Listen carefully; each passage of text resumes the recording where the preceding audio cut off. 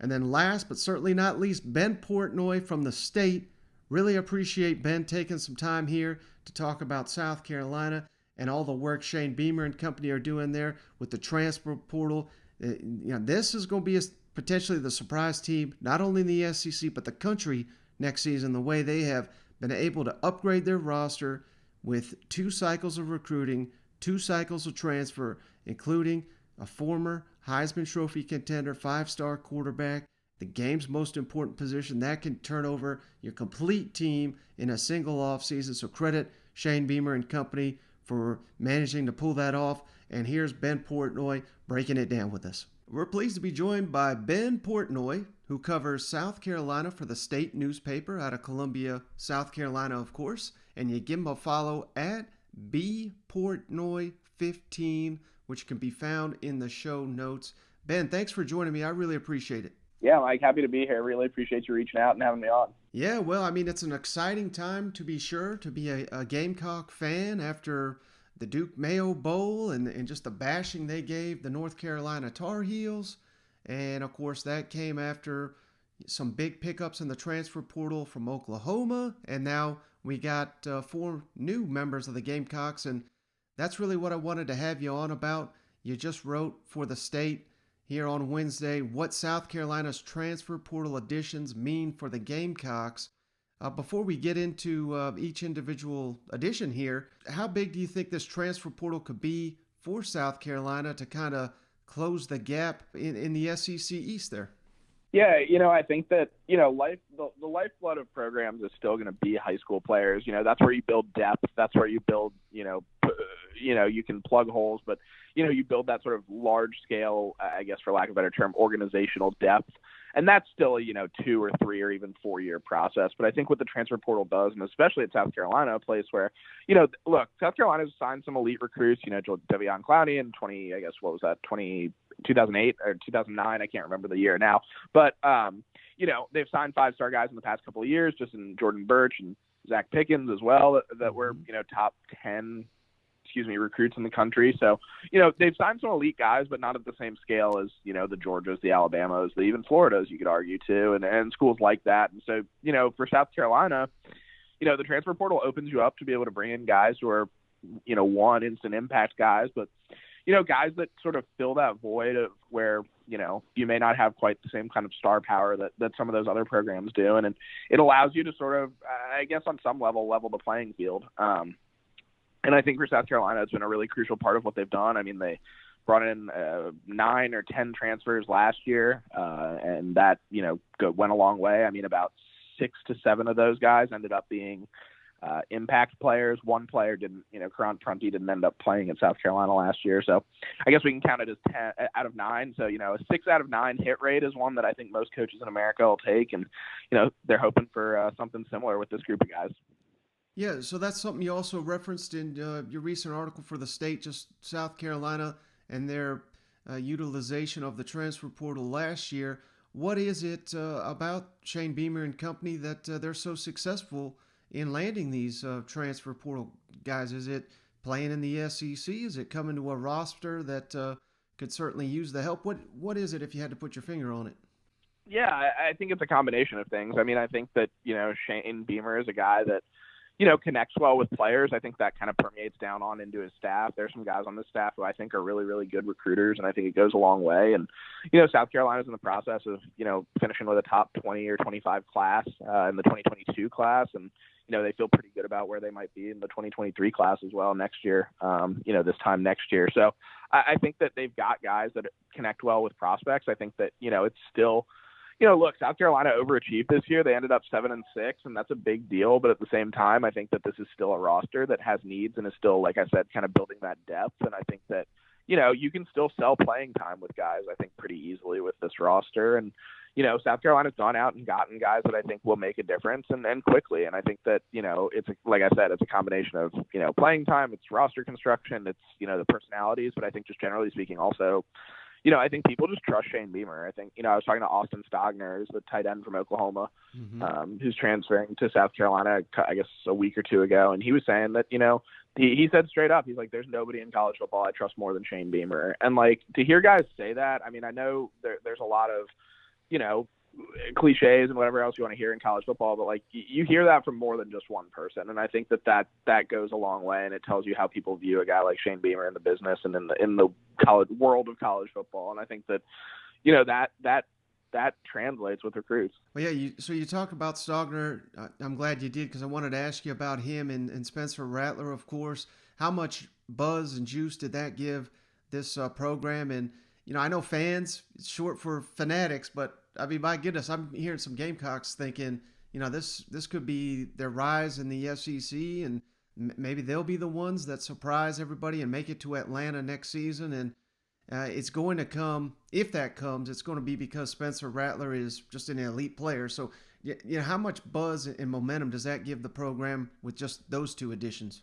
That's the thing that's so crazy is that, if you're South Carolina, I mean, folks will circle the 3-year stretch where Spurrier won 11 games in 3 straight years. But outside of that, I mean, South Carolina does not have much, if any, of a football history. And, folks here might argue otherwise. But the reality is South Carolina's been a pretty middle of the pack to sort of end of the pack program for most of its existence. And I know that's tough, and I know it's a hard pill to swallow for a lot of fans, but I think that, because of that, South Carolina hasn't been able to attract a guy like Spencer Rattler. Like, I forget the exact number, but it's been, 40 plus years since I think South Carolina's had a quarterback that was drafted in the NFL and also threw a pass. And I think that, you can't win in this day and age without an elite quarterback. And I think, Spencer Rattler gives South Carolina exactly that. Stogner is going to be a part of that passing game as well. And I think that, to sign a guy like Spencer Rattler, who, I guess 12 months ago, if that, was a Heisman front runner was a preseason Heisman front runner for the 2021 season,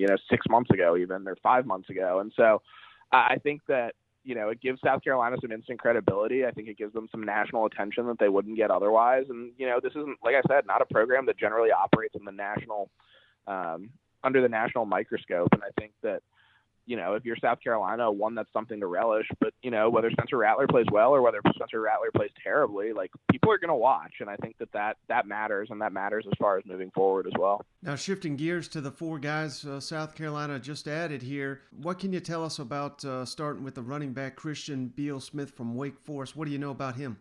Yeah, South Carolina's in an interesting spot at running back just because they do lose Kevin Harris and they also lose Zaquandre White, who are their 2 leading rushers a year ago. And, those guys weren't super, super consistent throughout the year. I mean, Kevin Harris led the SEC in rushing 2 years ago, but had off-season back surgery and never really, frankly, quite looked right. Went for 180 yards in the bowl game, but that was sort of maybe one of 2, maybe 3 games this year that you really looked and thought, okay, Kevin Harris looks like himself. And, Zaquandre White didn't play for 3 straight games at one point. We never really got an explanation why, but, he didn't get a recorded carry for 3 straight games and then all of a sudden kind of tore it up at the back end half of the season. So, it's a little bit of an interesting situation, but you bring in a guy like Christian Beal-Smith, who's, led Wake Forest in rushing, if I'm not mistaken, the last 2 years and this past year as well, for a team that won 11 games in the ACC last year. I mean, that's the kind of guy that you can kind of plug and play. I think that he's a nice complement. He's a physical complement to what South Carolina does have in Marshawn Lloyd and Juju McDowell, who are 2 kind of, more speedy guys. They'll make you miss, that kind of thing. And I think that, Christian Beal-Smith's a nice complement to what those guys can do. And I think it gives South Carolina, again, for the third year in a row, a couple of running backs that they feel really good about. Now, what about the receiver from James Madison, Antoine Wells? I know he's only played 2 years, but his name's all over the record book down there. Do you think he can make an impact next season? Yeah, he's one that I think is really interesting. And I think if, there's one guy in this group that might pop a little bit, isn't on radars right now necessarily, but might be at the end of the next year, it's Antoine Wells. I mean, this is a guy that put up crazy numbers at James Madison. I mean, had over 1,200 yards receiving last year, had 15 touchdowns. I mean, I think he's, second in receiving yards, second in touchdowns, and third in in receptions in school history last year, set single season marks. So, it's just, he's all over the record books, only played like 1 full season. And, to be able to put up those kinds of numbers over just that short of time is pretty impressive. I talked to his former quarterback the other night, Cole Johnson, who, finished pretty high up there as far as records go, at James Madison. And I think that, he basically said, like, in the locker room, we used to joke that this guy was basically Jamar Chase. And, Tino Sunseri, who is the brother of Vinny Sunseri, who worked at Alabama for a long time, has worked at Alabama for a long time. And Tino worked at Alabama a little bit as well. At least what Cole said that Tino said that this guy's every bit as good as, Henry Ruggs and Devontae Smith and those guys that were at Alabama, and John Mechie and those guys that were at Alabama in recent years. So, praise is one thing, but that's some pretty serious praise for a guy who's played basically 1.5 seasons of college football. And I think that, South Carolina needed help at receiver. And if there's one guy to circle and think, hey, this dude might be a stud, like that's the one, I think, out of this group. Now, what about the defensive lineman, Terrell Dawkins, NC State, proud tradition of producing defensive linemen. What do you see in him? Yeah, I think that he's a nice add. I think that South Carolina had some issues stopping the run last year. I think that he helps with that on some level. They do bring back Jordan Strawn, Zach Pickens, Jordan Burch, a couple of guys I mentioned earlier, to a group that was really, really elite this year. They do lose J.J. Eningbari, and he's a guy that should be a pretty high, if not a first-round pick, a second or third-round pick at the worst. So they've got a piece to replace there. They lose Aaron Sterling on the other side as well at defensive end. So, they've got some pieces to replace there. But I think that, Terrell Dawkins is a guy that fits right in quickly. I think he's a guy that, dealt with some injuries last year, but had a really, really good freshman year at NC State. But I think fills a position of need and is a proven commodity. I think that's the thing that you get with all of these guys is that, short of Antoine Wells, who I guess you could argue did it at the FCS level, so you don't necessarily know how that's going to translate. Like all of the guys that South Carolina is bringing in, and I think this was, a large point of what I was writing the other day, is just that, they're bringing in guys who have proven track records at Power 5 schools, and that's hard to do. One and two, it's something that South Carolina needed. So they're not necessarily, just plugging holes. I mean, they're filling holes, but they're also sort of upgrading at some positions as well, and that goes a long way. Yeah, and last but not least here, Devontae Reed from Central Michigan, who he actually played 2 SEC teams last year, so he's not going to be any stranger to playing in the league.